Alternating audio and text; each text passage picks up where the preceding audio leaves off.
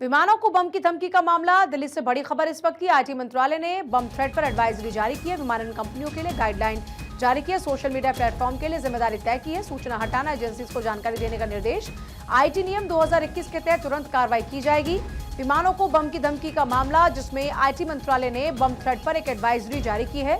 विमानन कंपनियों के लिए गाइडलाइन जारी की गई है। सोशल मीडिया प्लेटफॉर्म के लिए जिम्मेदारी तय की गई। सूचना हटाना एजेंसीज को जानकारी देने का निर्देश। आईटी नियम 2021 के तहत तुरंत की जाएगी कार्रवाई।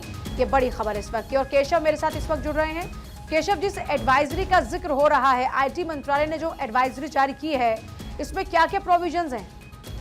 बिल्कुल, देखिए, पिछले कई दिनों से लगातार बम थ्रेट की कॉल कई एयरलाइंस को रोजाना मिल रही थी। इस बीच पिछले दिनों आईटी मंत्रालय की तरफ से मेटा और एक्स यानी कि ट्विटर से जानकारी मांगी गई थी कि कौन लोग हैं इसके पीछे। हाँ। अब आईटी मंत्रालय की तरफ से एक एडवाइजरी जारी की गई है। उन तमाम सोशल मीडिया प्लेटफॉर्म को कहा गया है कि आईटी मंत्रालय की जो एक्ट है 2021, उसके तहत उनके ऊपर कार्रवाई होगी अगर वो डेटा नहीं शेयर करेंगे। यानी कि अगर कोई बम थ्रेट देने वाला अगर कॉल करता है या मैसेज धमकी भरा कोई मैसेज अगर शेयर करता है किसी भी प्लेटफॉर्म के जरिए, तो तुरंत उस प्लेटफॉर्म की जिम्मेदारी होगी कि वो सुरक्षा एजेंसी को तुरंत खबर करेगी और उसके बाद उस मैसेज को डिलीट करेगी। यानी कि अगर कोई बम थ्रेट का कॉल ट्विटर के जरिए या इंस्टाग्राम के जरिए फेसबुक पर देता है, तो सबसे पहले वो प्लेटफॉर्म सुरक्षा एजेंसी को जानकारी देगा कि इस विमान को थ्रेट मिला है और उसके बाद उस मैसेज को फिर डिलीट भी करेगा।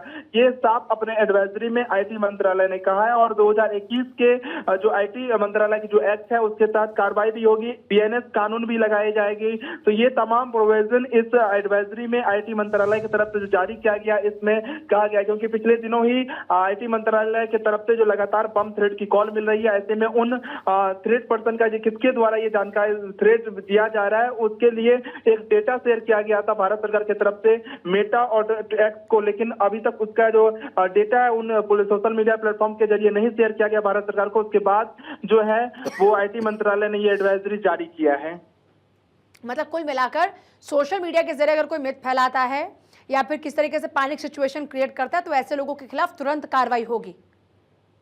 जी बिल्कुल, देखिए, अब अगर पैनिक अगर क्रिएट करना चाहता है या कोई धमकी भरा मैसेज भेजता है, तो सोशल मीडिया प्लेटफॉर्म की भी जिम्मेदारी होगी कि वो तुरंत उस मैसेज को सुरक्षा एजेंसी तक पहुंचाए और उसके बाद जो वो मैसेज होगा उसको डिलीट करे। क्योंकि कई बार ये होता है कि मैसेज अगर किसी प्लेटफॉर्म पर रहता है तो और बार बार उसका सर्कुलेशन बढ़ता जाता है और उसी मैसेज को फिर आगे भी फॉरवर्ड किया जाता है, जिससे कंफ्यूजन भी क्रिएट होता है। इसीलिए आईटी मंत्रालय ने साफ तौर से अपना एडवाइजरी में कहा है कि सबसे पहले वो प्लेटफॉर्म जो है, जिस भी प्लेटफॉर्म के जरिए ये बम थ्रेट की कॉल आती है या मैसेज सर्कुलेट होता है, वो सबसे पहले सुरक्षा एजेंसी को अलर्ट करेगी और उसके बाद उस मैसेज को डिलीट भी करेगी। क्योंकि पिछले कई दिनों से लगातार देखा जा रहा है कि रोजाना किसी न किसी विमान को बम थ्रेट की जो कॉल है वो मिल रही है। इससे एयरलाइंस कंपनियों को भारी नुकसान का सामना करना पड़ रहा है। हालांकि अभी तक किसी भी विमान से कोई भी ऐसा जो संदेह सामान जो है वो नहीं मिला, आपत्तिजनक वस्तु नहीं मिला जिससे कोई खतरा हो। लेकिन इसके कारण जो एसओपी होता है एयरलाइंस कंपनियों की, उसको पालन करने में रोजाना करोड़ों रुपए के नुकसान हो रही है एयरलाइंस कंपनियों को। तो इसके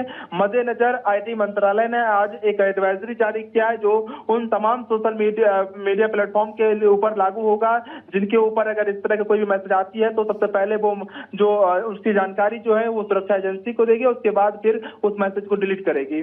चले, ठीक है। बहुत ही शुक्रिया केशव आपका फिलहाल पूरी जानकारी के लिए।